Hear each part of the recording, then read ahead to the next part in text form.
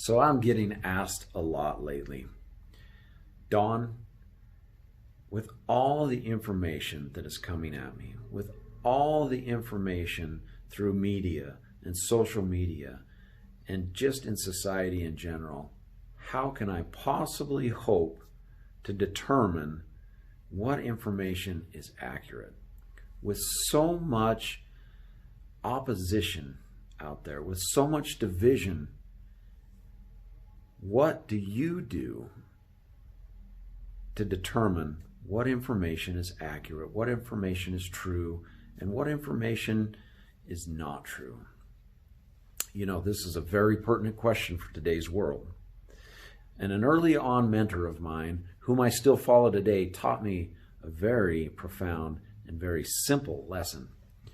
He said, Don, the quality of your life is going to be directly linked to the quality of the questions you ask.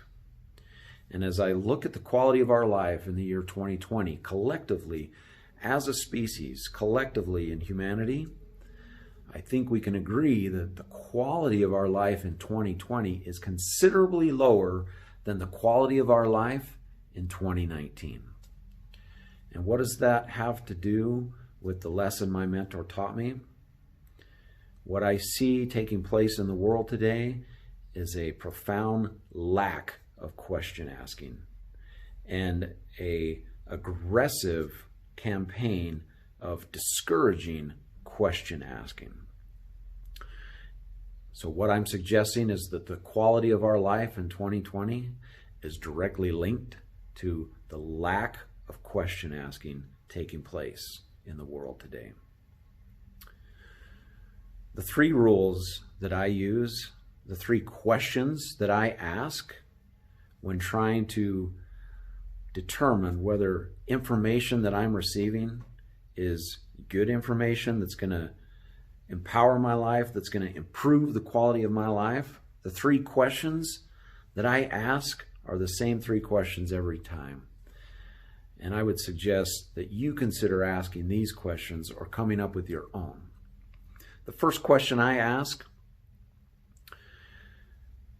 is the person giving me the information open to any discussion that's in opposition to their viewpoint?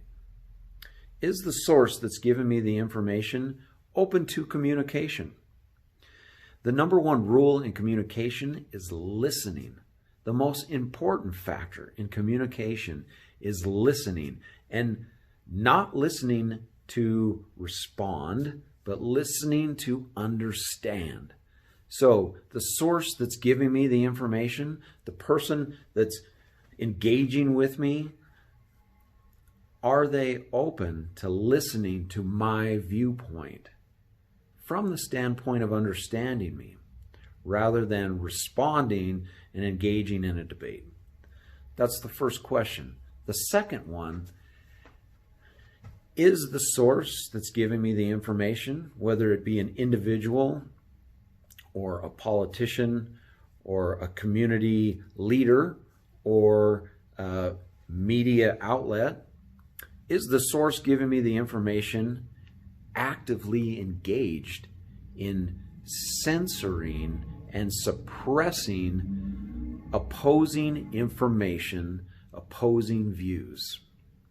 We have seen again and again throughout history that those interested in censoring and suppressing opposing views never end well. We don't need any more examples of that in history. If you find yourself actively engaged in suppressing or censoring opposing views, that's your red flag to yourself that you're a little bit off, and you need to search inside yourself for the answer. It's okay if people oppose my view. That gets me thinking. We don't really want to live in a world where everyone agrees with me. We don't want to live in a world where everyone agrees with somebody else. It's always a little bit your way, a little bit my way, and that provides the best environment for everyone that's involved. The third question, is the source that's giving me the information actively engaged in forcing that narrative onto the population? Are they actively engaged in creating an environment where you will either be punished if you do not follow the information, or you will be punished if you don't act accordingly? Now think about your own relationships. How would your relationship with your children go? And those of you who have had the opportunity to raise children from newborn all the way to adulthood, I think you can understand that as they get older, the idea of forcing children to do something is no longer the most effective way to get their cooperation. And think about your love relationships with your love partners, with your spouse, even with your friends. Is the best way to get their cooperation to force them to follow your beliefs, to force them to do it the way that you think it should be done? Correct me if I'm wrong, but history again is also littered with examples of circumstances that never ended well by leaders or people of power forcing the population to act a certain way and do a certain thing. That's a formula for disaster. It will implode upon itself, and it's lazy thinking.